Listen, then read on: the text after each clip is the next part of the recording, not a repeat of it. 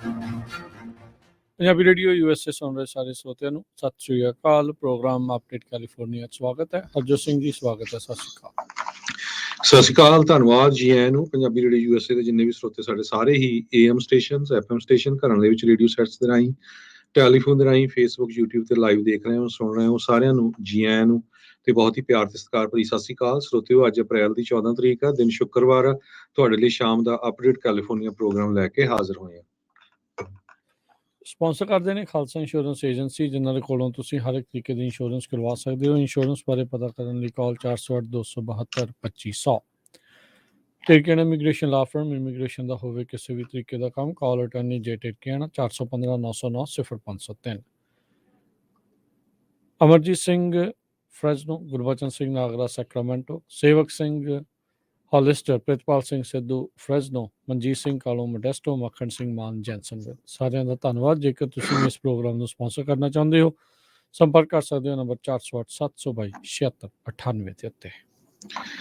ਅੱਜ ਦੀਆਂ ਖਬਰਾਂ ਵੱਲ ਆਈਏ ਤੇ ਕਹਿੰਦੇ 40,000 ਦੇ ਕਰੀਬ ਮਾਈਗ੍ਰੈਂਟਸ ਆਲਰੇਡੀ ਬਾਰਡਰ ਦੇ ਉੱਤੇ ਇਕੱਠੇ ਸ਼ੁਰੂ ਹੋ ਗਏ ਆ। ਇਕੱਠੇ ਹੋਣਾ ਟੈਕਸਸ ਵਾਲਾ ਬਾਰਡਰ ਆ, ਕਿਉਂਕਿ ਜੋ ਟਾਈਟਲ 42 ਆ ਉਹ ਇੱਕ ਵਾਰੀ ਫੇਰ ਨੈਕਸਟ ਮੰਥ ਜਿਹੜਾ ਆ ਉਹ ਖਤਮ ਹੋਣ ਜਾ ਰਿਹਾ। ਜੋ ਲਾ ਇਨਫੋਰਸਮੈਂਟ ਸੋਰਸਿਸ ਆ ਉਹ ਦੱਸ ਰਹੇ ਹੈਗੇ ਆ। ਮਾਈਗ੍ਰੈਂਟਸ ਓਰੇਜ਼ ਜੋ ਟਾਊਨ ਆ ਮੈਕਸੀਕੋ ਦੇ ਵਿੱਚ, ਉੱਥੇ ਵੇਟ ਕਰ ਰਹੇ ਹੈਗੇ ਆ। ਕਹਿੰਦੇ ਭਈ 10,000 ਤੋਂ ਲੈ ਕੇ 40,000 ਤੱਕ ਦੇ ਪੁਲਿਸ ਆਫੀਸਰਸ ਨੇ ਨੰਬਰ ਦੱਸਿਆ ਹੈਗਾ। 750 ਦੇ ਕਰੀਬ ਮਾਈਗ੍ਰੈਂਟਸ ਪਿਛਲੇ ਬੁੱਧਵਾਰ ਨੂੰ ਇੱਕ ਦਿਨ ਦੇ ਵਿੱਚ ਉਹਨਾਂ ਨੇ ਸਰੈਂਡਰ ਕੀਤਾ ਹੈ ਬਾਰਡਰ ਦੇ ਉੱਤੇ। 1,000 ਤੋਂ ਵੱਧ ਦੇ ਲੋਕਾਂ ਦੇ ਗਰੁੱਪਾਂ ਦੇ ਵਿੱਚ ਉਹ ਕਹਿੰਦੇ ਟੈਕਸਸ ਦੇ ਬਾਰਡਰ ਦੇ ਉੱਤੇ ਜਿਹੜੇ ਆ ਆਪਣੇ ਆਪ ਨੂੰ ਸਰੈਂਡਰ ਕਰਵਾ ਰਹੇ ਆ, ਜੋ ਪੁਲਿਸ ਹੁੰਦੀ ਹੈਗੀ ਆ। ਸੋ ਬਹੁਤ ਸਾਰੀ ਜਿਹੜੀ ਇਨਫੋਰਮੇਸ਼ਨ ਆ ਉਹ ਸੋਸ਼ਲ ਮੀਡੀਆ ਦੇ ਉੱਤੇ ਡਰੱਗ ਕਾਰਟਲਸ ਦੇ ਰਾਹੀਂ ਫੇਕ ਵੀ ਜਿਹੜੀ ਆ ਫੈਲਾਈ ਜਾ ਰਹੀ ਆ। ਇਹ ਇੱਕ ਬਹੁਤ ਵੱਡਾ ਇਸ਼ੂ ਬਣਿਆ ਹੋਇਆ ਆ।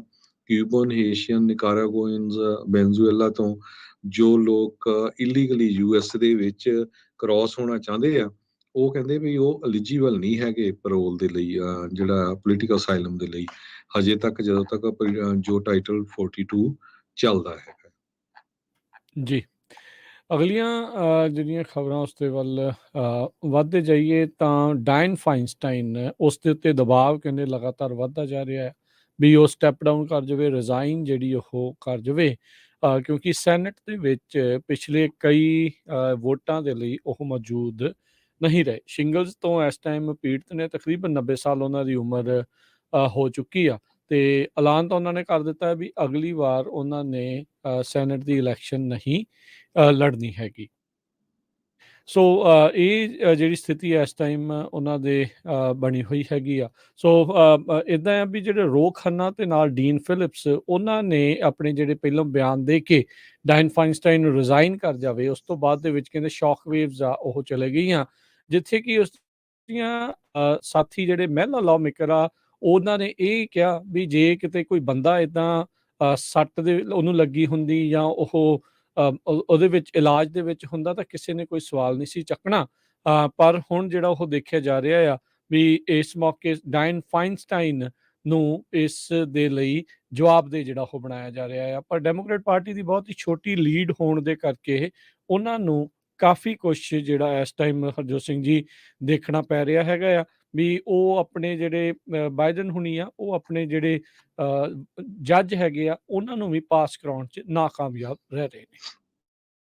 ਕੈਲੀਫੋਰਨੀਆ ਦੇ ਵਿੱਚ ਜਿਹੜੀਆਂ ਬਿਜਲੀ ਦੀਆਂ ਕੰਪਨੀਆਂ ਆ ਉਹ ਇੱਥੇ ਪੰਜਾਬ ਵਾਲਾ ਬਿਲਿੰਗ ਸਿਸਟਮ ਲਿਆਉਣਾ ਚਾਹੁੰਦੀਆਂ ਆ। ਅੱਜ ਕੈਲੀਫੋਰਨੀਆ ਯੂਟਿਲਿਟੀ ਦੀਆਂ 3 ਮੇਜਰ ਕੰਪਨੀਆਂ, ਜਿਹਦੇ ਵਿੱਚ southern California Edison, Pacific gas ਤੇ ਇਲੈਕਟ੍ਰਿਕ ਤੇ ਸੈਨ ਡੀਗੋ ਗੈਸ ਤੇ ਇਲੈਕਟ੍ਰਿਕ, ਇਹਨਾਂ ਨੇ ਜੁਆਇੰਟ ਪ੍ਰਪੋਜ਼ਲ ਫਾਈਲ ਕੀਤਾ ਹੈ, ਜਿਹਦੇ ਵਿੱਚ ਫਲੈਟ ਚਾਰਜ ਹੋਊਗੇ ਬੇਸਡ ਅਪੋਨ ਯੂਅਰ ਇਨਕਮ।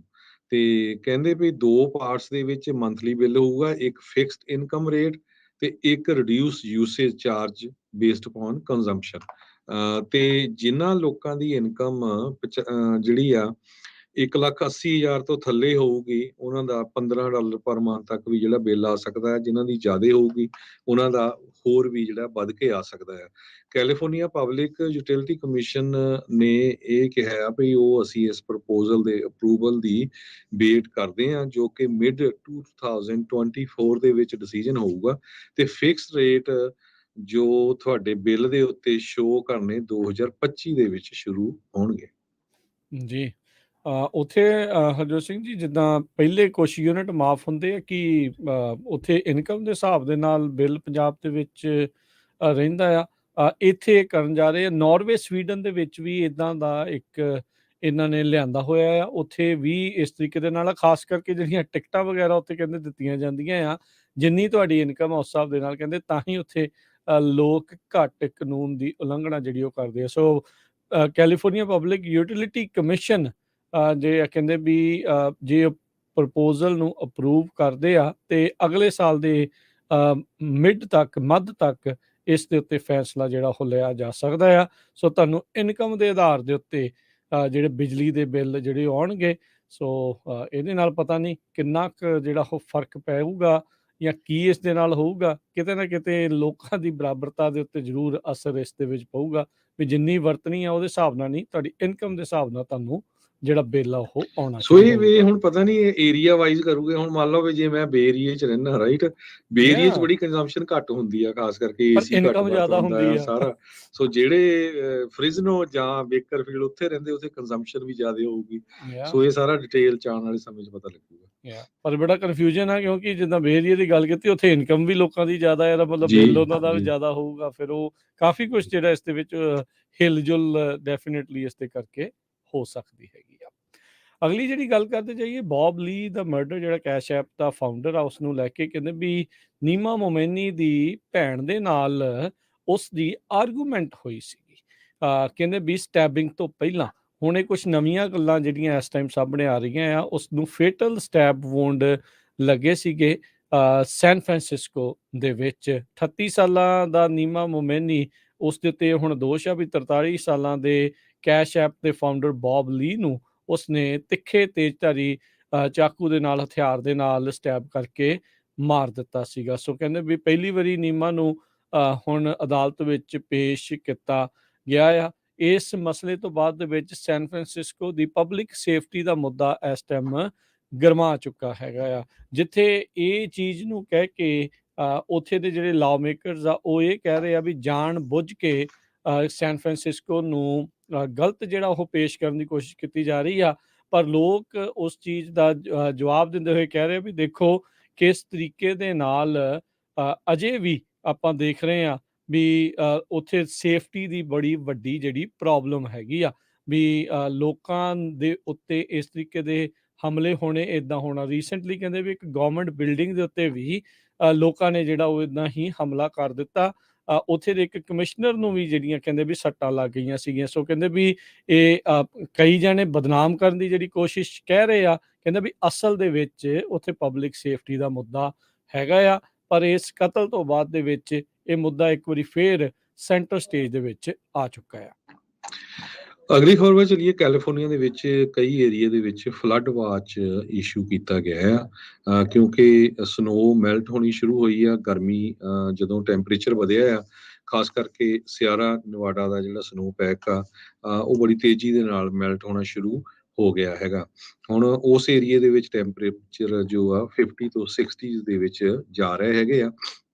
ਸੋ ਜਿਹੜੇ ਏਰੀਏ 7000 ਫੀਟ ਦੀ ਐਲੀਵੇਸ਼ਨ ਤੋਂ ਥੱਲੇ ਹੈਗੇ ਆ, ਫੁੱਟਹਿਲਸ ਵਾਲਾ ਏਰੀਆ ਆ, ਮਰਡਕ ਤੋਂ ਲੈ ਕੇ ਲੈਸਨ ਕਾਉਂਟੀ ਤੇ ਨਾਰਥ ਟੂ ਐਲਪਾਈਨ ਕਾਉਂਟੀ ਜੋ ਸਾਊਥ ਆਫ ਲੇਕ ਤਾਹੋ ਆ, ਉੱਥੇ ਫਲੱਡ ਵਾਚ ਇਸ਼ੂ ਕੀਤੀ ਗਈ ਆ। ਕਹਿੰਦੇ ਵੀ ਸੈਚਰਡੇ ਕੱਲ ਨੂੰ ਤੇ ਪਰਸੋਂ ਨੂੰ ਜਿਹੜਾ ਆ ਲੋਕਾਂ ਨੂੰ ਧਿਆਨ ਉਸ ਏਰੀਏ ਦੇ ਵਿੱਚ ਰੱਖਣਾ ਪਊਗਾ ਕਿਉਂਕਿ ਬਹੁਤ ਜ਼ਿਆਦਾ ਜਿਹੜੀ ਸਨੋ ਆ ਇਹਨਾਂ ਪਹਾੜੀਆਂ ਦੇ ਉੱਤੇ ਪਈ ਸੀ। ਹੁਣ ਜਿੱਦਾਂ ਜਿੱਦਾਂ ਮੌਸਮ ਗਰਮ ਹੋਣ ਜਾ ਰਿਹਾ ਆ, ਉਸ ਹਿਸਾਬ ਦੇ ਨਾਲ ਸਨੋ ਤੇਜ਼ੀ ਨਾਲ ਪਿਘਲੇਗੀ ਤੇ ਜੋ ਰਿਵਰਸ ਆ ਉੱਥੋਂ ਆਉਂਦੀਆਂ ਆ ਸਟਰੀਮਸ ਆ ਉਹ ਫਲੱਡ ਹੋਣਗੀਆਂ। ਜੀ, ਕੋਚੇਲਾ ਦਾ ਜਿਹੜਾ ਫੈਸਟੀਵਲ ਆ, ਮਿਊਜ਼ਿਕ ਫੈਸਟੀਵਲ ਆ, ਉਹ ਆ ਰਿਹਾ। ਕਹਿੰਦੇ ਵੀ ਸਦਰਨ ਕੈਲੀਫੋਰਨੀਆ ਦੇ ਵਿੱਚ ਇਸ ਕਰਕੇ ਕਾਫੀ ਜ਼ਿਆਦਾ ਟ੍ਰੈਫਿਕ ਹੋ ਸਕਦਾ ਹੈ। ਪਹਿਲੀ ਵਾਰੀ ਆ ਵੀ ਕੋਚੇਲਾ ਦੇ ਵਿੱਚ ਇੱਕ ਪੰਜਾਬੀ ਆਰਟਿਸਟ ਦਲਜੀਤ ਦੋਸਾਂਝ ਵੀ ਕਹਿੰਦੇ ਪਰਫਾਰਮ ਕਰੇਗਾ। ਹਜ਼ਾਰਾਂ ਦੀ ਸੰਖਿਆ ਦੇ ਵਿੱਚ ਕੌਂਸਰਟ ਦੇ ਉੱਤੇ ਇਹ ਜਾਣ ਵਾਲੇ one of the biggest music festival ਦੇ ਵਿੱਚ ਇਹ ਦੇਖਿਆ ਜਾਂਦਾ ਆ। ਐਲਏ, ਔਰੰਜ ਕਾਊਂਟੀ ਤੇ ਉਸ ਦੇ ਨਾਲ ਲੱਗਦੇ ਜਿਹੜੇ ਇਲਾਕਿਆਂ ਦੇ ਵਿੱਚ ਕਾਫੀ ਜ਼ਿਆਦਾ ਲੋਕ ਆ ਕੇ ਇਸ ਫੈਸਟੀਵਲ ਦੇ ਲਈ ਰਹਿੰਦੇ ਆ। CHP ਕਹਿ ਰਹੀ ਆ ਵੀ ਅਸੀਂ ਐਂਟੀਸਪੇਟ ਕਰ ਰਹੇ ਹਾਂ ਵੀ ਬਹੁਤ ਜ਼ਿਆਦਾ ਜਿਹੜਾ ਟ੍ਰੈਫਿਕ ਆ ਉਹ ਹੋਊਗਾ। ਸੋ ਕਹਿੰਦੇ ਵੀ basically all hands on deck ਜਿਹੜੇ ਹੋਣਗੇ। CHP ਦੇ ਅਫਸਰ ਕਹਿੰਦੇ ਵੀ ਲਗਾਤਾਰ ਦਿਨ ਰਾਤ ਜਿਹੜੇ ਉਹ ਕੰਮ ਕਰਨਗੇ ਤੇ ਮੰਡੇ ਕਹਿੰਦੇ ਵੀ ਵਨ ਆਫ ਦਾ ਬਿਜ਼ੀਐਸਟ ਡੇ ਹੋ ਸਕਦਾ ਆ। ਜਿਹੜੇ ਡਰਾਈਵਰਸ ਉਹਨਾਂ ਨੇ ਇਹਨਾਂ ਇਲਾਕਿਆਂ ਚੋਂ ਲੰਘਣਾ ਆ ਆਉਣ ਵਾਲੇ ਦਿਨਾਂ ਦੇ ਵਿੱਚ, ਕਹਿੰਦੇ ਵੀ ਐਕਸਪੈਕਟ ਕਰਨ ਵੀ ਹੈਵੀ ਡਿਲੇਜ਼, ਰੋਡ ਕਲੋਜ਼ਰਸ ਦੇ ਨਾਲ ਤੇਜ਼ ਹਵਾਵਾਂ ਵੀ ਜਿਹੜੀਆਂ ਚੱਲਣਗੀਆਂ। ਸੋ ਟਰੈਵਲ ਉੱਤੇ ਅਸਰ ਪੈ ਸਕਦਾ ਆ।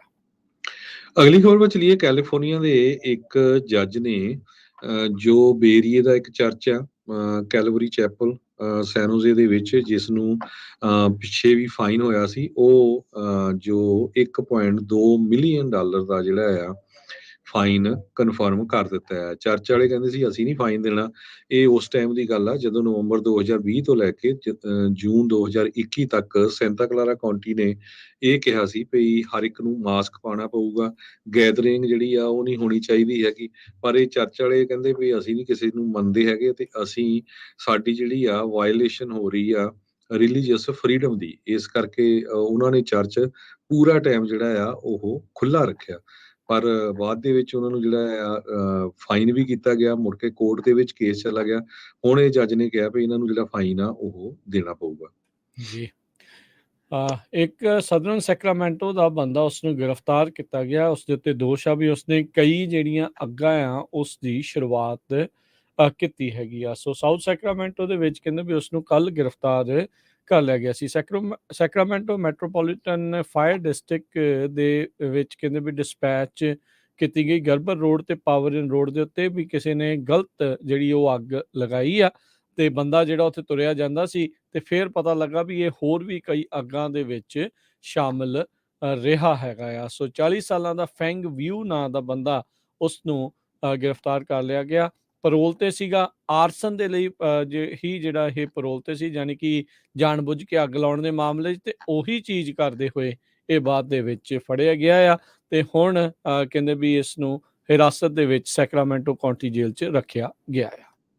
ਜੀ ਬਿਲਕੁਲ, ਮਲਟੀਪਲ ਅੱਗਾਂ ਜਿਹੜੀਆਂ ਆ ਇਸ ਨੇ ਲਾਈਆਂ ਸੀਆਂ ਬਹੁਤ ਅਲੱਗ-ਅਲੱਗ ਜਗ੍ਹਾ ਦੇ ਉੱਤੇ।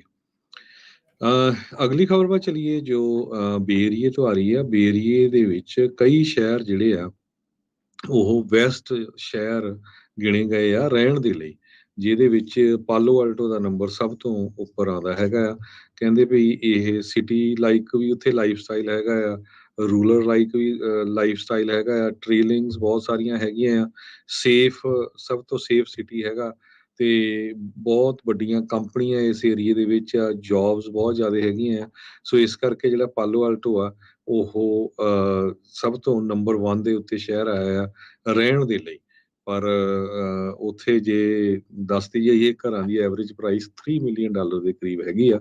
ਸੋ ਆਮ ਬੰਦੇ ਦੇ ਲਈ ਰਹਿਣਾ ਜਿਹੜਾ ਬੜਾ ਔਖਾ ਹੋਊਗਾ। ਜੀ, ਅਗਲੀ ਗੱਲ ਕਰਦੇ ਜਾਈਏ। ਸੈਂਟਾ ਕਲਾਰਾ ਦਾ ਕੌਂਸਲ ਮੈਂਬਰ ਐਂਥਨੀ ਬੈਕਰ ਉਸ ਨੂੰ ਇੰਡਾਈਟ ਕੀਤਾ ਗਿਆ ਆ ਇਸ ਮਾਮਲੇ ਦੇ ਵਿੱਚ ਵੀ ਗ੍ਰੈਂਡ ਜਿਊਰੀ ਦੀ ਇੱਕ ਰਿਪੋਰਟ ਇਸਨੇ ਲੀਕ ਕੀਤੀ ਸੀ ਜਿਹੜੇ 49ers ਦੇ ਬਾਬਤ ਕੇਸ ਕੋਈ ਚੱਲ ਰਿਹਾ ਸੀ ਤੇ ਜਦ ਉਸ ਦੇ ਬਾਰੇ ਪੁੱਛਿਆ ਗਿਆ ਤਾਂ ਇਸਨੇ ਝੂਠ ਬੋਲਿਆ ਸੀ। ਸੋ ਪਰਜਰੀ ਚਾਰਜ ਦੇ ਵਿੱਚ ਹੁਣ ਇਸ ਨੂੰ ਸੋਮਵਾਰ ਅਦਾਲਤ ਵਿੱਚ ਪੇਸ਼ ਕੀਤਾ ਜਾਊਗਾ। ਸੋ ਆਪਾਂ ਕਹਿ ਸਕਦੇ ਹਾਂ ਹਰਜੋਤ ਸਿੰਘ ਜੀ ਵੀ ਕਰਪਸ਼ਨ ਇੱਥੇ ਵੀ ਜਿਹੜੀ ਉਹ ਘੱਟ ਨਹੀਂ ਹੈਗੀ। ਵੀ ਕਹਿੰਦੇ ਵੀ ਇਲੈਕਟਿਡ ਅਫੀਸ਼ੀਅਲ ਦੇ ਉਲਟ ਇਹ ਕਾਫੀ ਇੱਕ ਤਗੜਾ ਮੂਵ ਜਿਹੜਾ ਉਹ ਕੀਤਾ ਜਾ ਰਿਹਾ। ਕ੍ਰਿਮੀਨਲ ਗ੍ਰੈਂਡ ਜਿਊਰੀ ਦੇ ਦੁਆਰਾ ਇੰਡਾਈਟ ਕੀਤਾ ਗਿਆ ਹੈ ਸੈਂਟਾ ਕਲਾਰਾ ਦਾ council member Anthony Becker felony perjury charges ਦੇ ਉੱਤੇ। ਸੋ ਬੈਕਰ ਕਹਿੰਦੇ ਵੀ ਇਸ ਦੇ ਉੱਤੇ ਮਿਸਡਿਮੀਨਰ ਦੇ ਚਾਰਜਸ ਵੀ ਲੱਗਣਗੇ ਕਿਉਂਕਿ ਇਸਨੇ ਕੌਨਫੀਡੈਂਸ਼ੀਅਲ ਡਾਕੂਮੈਂਟ ਆ ਉਹ ਲੀਕ ਕੀਤਾ ਸੀਗਾ।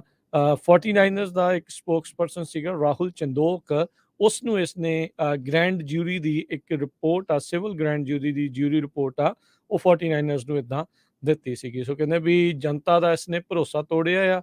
Santa Clara County district attorney Jeff Rosen ਉਹਨਾਂ ਨੇ ਜਾਣਕਾਰੀ ਦਿੱਤੀ, ਕਹਿੰਦੇ ਵੀ ਇਸ ਲਈ ਇਹ ਹੋਊਗਾ। 49 ਦੇ ਓਨਰ ਯਾਰਕ ਉਹਨਾਂ ਨੇ ਸੈਂਟਾ ਕਲਾਰਾ ਦੀ ਇਲੈਕਸ਼ਨਸ ਦੇ ਵਿੱਚ ਇਸ ਬੰਦੇ ਦੇ ਉੱਤੇ, ਕੌਂਸਲ ਮੈਂਬਰ ਦੇ ਉੱਤੇ $1.4 ਮਿਲੀਅਨ ਖਰਚਾ ਕੀਤਾ ਸੀਗਾ ਜਦ ਇਹ ਮੇਅਰ ਦੇ ਲਈ ਰਨ ਕਰ ਰਿਹਾ ਸੀ। ਜੀ ਇਸੇ ਤਰ੍ਹਾਂ ਇੱਕ ਬਲੈਕ ਰੌਕ ਦੇ CEO ਜੋ ਲੈਰੀ ਫਿੰਕ ਆ, ਉਹ ਪ੍ਰੈਡਿਕਟ ਕਰ ਰਹੇ ਆ ਵੀ ਫੈਡਰਲ ਰਿਜ਼ਰਵ ਬੋਰਡ ਕਾਫੀ ਟਾਈਮ ਜਿਹੜਾ ਆਉਣ ਵਾਲੇ ਸਮੇਂ ਦੇ ਵਿੱਚ ਹੋਰ ਇੰਟਰਸਟ ਰੇਟ ਵਧਾ ਸਕਦਾ ਆ। ਸੋ ਲੈਰੀ ਫਿੰਕ ਹੁਣੀ ਇਹ ਕਹਿੰਦੇ ਆ ਵੀ ਇਨਫਲੇਸ਼ਨ ਹਜੇ ਵੀ ਕੰਟਰੋਲ 'ਚ ਨਹੀਂ ਹੋ ਰਹੀ ਹੈਗੀ। ਸੋ ਇਹਦਾ ਅਲਟਰਨੇਟਿਵ ਇੱਕੋ ਇੱਕ ਆ ਵੀ ਇੰਟਰਸਟ ਰੇਟ ਨੂੰ ਹੋਰ ਵਧਾਇਆ ਜਾਵੇ। ਪਰ ਫੈਡਰਲ ਰਿਜ਼ਰਵ ਬੋਰਡ ਦੇ ਉੱਤੇ ਕਾਫੀ ਪ੍ਰੈਸ਼ਰ ਆ। ਪਹਿਲਾਂ ਹੀ ਇੰਟਰਸਟ ਰੇਟ ਬਹੁਤ ਜ਼ਿਆਦਾ ਵੱਧ ਗਿਆ ਹੈ। ਆਮ ਤੁਸੀਂ ਦੇਖ ਲਓ ਘਰਾਂ ਦਾ 6-6.5%, ਬਿਜ਼ਨਸ ਦਾ 9-9.5% ਤੱਕ ਚਲਾ ਗਿਆ ਆ, ਤੇ ਕਈ ਜਿਹੜੇ ਕਮਰਸ਼ੀਅਲ ਵਹੀਕਲਸ ਟਰੱਕ ਵਗੈਰਾ ਲੈਂਦੇ 16 ਤੋਂ 18%। ਸੋ ਇੰਨਾ ਜ਼ਿਆਦਾ ਜਿਹੜਾ ਇੰਟਰਸਟ ਰੇਟ ਵੱਧ ਗਿਆ ਆ।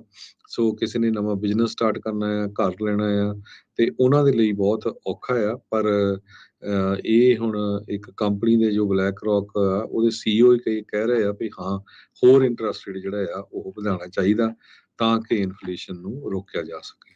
ਜੀ, ਸੁਪਰੀਮ ਕੋਰਟ ਨੇ ਜਿਹੜੀ ਅਬੋਰਸ਼ਨ ਬਿੱਲ ਆ ਉਸ ਦੀ ਅਵੇਲੇਬਿਲਿਟੀ ਨੂੰ ਇੱਕ ਹਿਸਾਬ ਦੇ ਨਾਲ ਕਹਿੰਦੇ ਵੀ ਥੋੜੇ ਚਿਰ ਲਈ ਤਾਂ ਫੇਰ ਬਚਾ ਲਿਆ ਆ। ਜਸਟਿਸ ਸੈਮੂਅਲ ਅਲੀਟੋ ਜੂਨੀਅਰ ਉਹਨਾਂ ਨੇ ਇੱਕ ਆਰਡਰ ਇਸ਼ੂ ਕੀਤਾ ਆ ਅੱਜ ਹੀ, ਜਿਸ ਦੇ ਨਾਲ ਇਹ ਜਿਹੜੀ ਕਾਮਨ ਅਬੋਰਸ਼ਨ ਬਿੱਲ ਆ ਉਸ ਦੀ ਜਿਹੜੀ ਅਵੇਲੇਬਿਲਿਟੀ ਆ ਉਹ ਬਰਕਰਾਰ ਰਹੂਗੀ। ਪਰ ਨਾਲ ਹੀ ਸੁਪਰੀਮ ਕੋਰਟ ਅਜੇ ਇਹ ਵਿਚਾਰ ਕਰੂਗੀ ਵੀ ਬਾਈਡਨ ਪ੍ਰਸ਼ਾਸਨ ਦੀ ਜਿਹੜੀ ਐਮਰਜੈਂਸੀ ਰਿਕੁਐਸਟ ਆਈ ਉਹਨਾਂ ਦੇ ਕੋਲ ਵੀ FDA ਨੇ ਜਿਹੜੇ ਇਸ ਡਰੱਗ ਦੀ ਗੋਲੀ ਦੀ ਜਿਹੜੀ ਅਪਰੂਵਲ ਦਿੱਤੀ ਆ ਵੀ ਉਸ ਦੀ ਗ੍ਰਾਂਟ, ਉਸ ਦੀ ਸੁਣਵਾਈ ਜਿਹੜੀ ਉਹਨਾਂ ਨੇ ਲੈਣੀ ਆ ਜਾਂ ਨਹੀਂ। ਹਾਲ ਦੀ ਘੜੀ ਆਰਡਰ ਦੇ ਨਾਲ ਜਿਹੜਾ ਸਟੇਟਸ ਕੋ ਹੈਗਾ ਆ ਉਹ ਬਣਿਆ ਰਹੂਗਾ। ਤੇ ਹੁਣ ਜਿਹੜੇ ਜਸਟਿਸਿਸ ਆ ਉਹ ਬਰੀਫ ਜਿਹੜੀਆਂ ਉਹ ਸਟੱਡੀ ਕਰਨਗੇ, ਲੋਅਰ ਕੋਰਟ ਹੇਠਲੀਆਂ ਅਦਾਲਤਾਂ ਦੀਆਂ ਰੂਲਿੰਗ ਸਟੱਡੀ ਕਰਨ ਤੋਂ ਬਾਅਦ ਦੇ ਵਿੱਚ ਫੈਸਲਾ ਲੈਣਗੇ ਵੀ ਕੀ ਇਸ ਮਾਮਲੇ ਦੀ ਉਹ ਸੁਣਵਾਈ ਲੈਣਗੇ ਜਾਂ ਨਹੀਂ।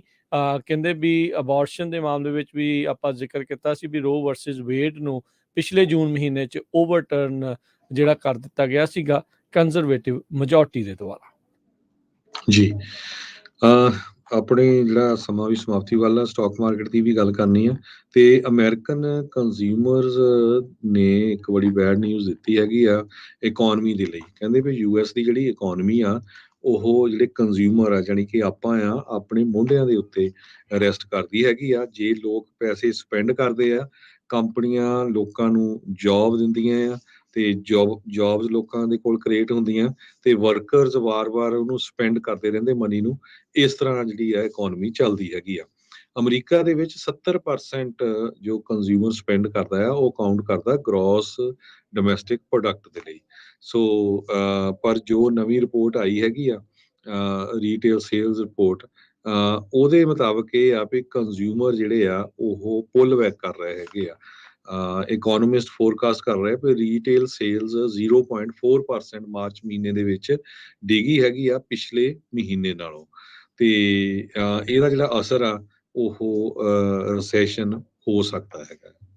ਜੀ, ਇਸੇ ਪ੍ਰੋਗਰਾਮ ਦੀ ਜਿਹੜੀ ਸਮਾਪਤੀ ਉਸ ਤੋਂ ਪਹਿਲਾਂ ਡਾਊ ਜੋਨ ਦਾ ਦੱਸ ਦਈਏ, ਅੱਜ 143 ਪੁਆਇੰਟ ਘਟ ਕੇ 33,886 ਤੇ ਬੰਦ ਹੋਇਆ। S&P 9 ਪੁਆਇੰਟ ਘਟ ਕੇ 4,137, ਨੈਸਡੈਕ 42.43 ਪੁਆਇੰਟ ਘਟ ਕੇ 12,123। ਸੋਨੇ ਦਾ ਭਾਅ $2,017 ਪ੍ਰਤੀ ਆਉਂਸ, ਕੱਚੇ ਤੇਲ ਦੀ ਕੀਮਤ $82 ਪ੍ਰਤੀ barrel, 10-year yield 3.52%, crypto currency 'ਚ ਬਿਟਕੋਇਨ 30,505 ਤੇ ਇਥੀਰੀਅਮ $2,028 ਦੇ ਬਰਾਬਰ ਚੱਲ ਰਿਹਾ ਹੈ। $1 ਦੇ ਬਰਾਬਰ ਇੰਡੀਆ ਦੇ $81.85 ਰਹੇ ਆ, ਤੇ $1 ਦੇ ਬਰਾਬਰ ਕੈਨੇਡਾ ਦੇ $1 ਤੇ 35 ਸੈਂਟ। ਤੇ ਇੱਕ ਵਾਰੀ ਫੇਰ ਸਾਰੇ ਹੀ ਖਾਲਸਾ ਪੰਥ ਨੂੰ ਵਿਸਾਖੀ ਦੀਆਂ ਬਹੁਤ-ਬਹੁਤ ਵਧਾਈਆਂ। ਸਾਰੇ ਸਰੋਤਿਆਂ ਨੂੰ ਪੰਜਾਬੀ ਰੇਡੀਓ USA ਦੀ ਟੀਮ ਵੱਲੋਂ ਬਹੁਤ-ਬਹੁਤ ਵਧਾਈਆਂ। ਤੇ ਇਸ ਵੀਕਐਂਡ ਤੇ ਐਤਵਾਰ ਨੂੰ ਸਟਾਕਟਨ ਗੁਰਦੁਆਰਾ ਸਾਹਿਬ ਜੋ ਨਗਰ ਕੀਰਤਨ ਹੋ ਰਹੇ ਆ, ਨਿਕਲ ਰਹੇ ਆ, ਉਸ ਉੱਥੇ ਆਪਣਾ ਪੰਜਾਬੀ ਰੇਡੀਓ USA ਦਾ ਬੂਥ ਲੱਗਾ ਹੋਊਗਾ। ਜ਼ਰੂਰ ਜਿੰਨੇ ਵੀ ਸਾਡੇ ਸਰੋਤੇ ਗਏ ਆ ਮਿਲ ਕੇ ਆਇਓ ਉੱਥੇ।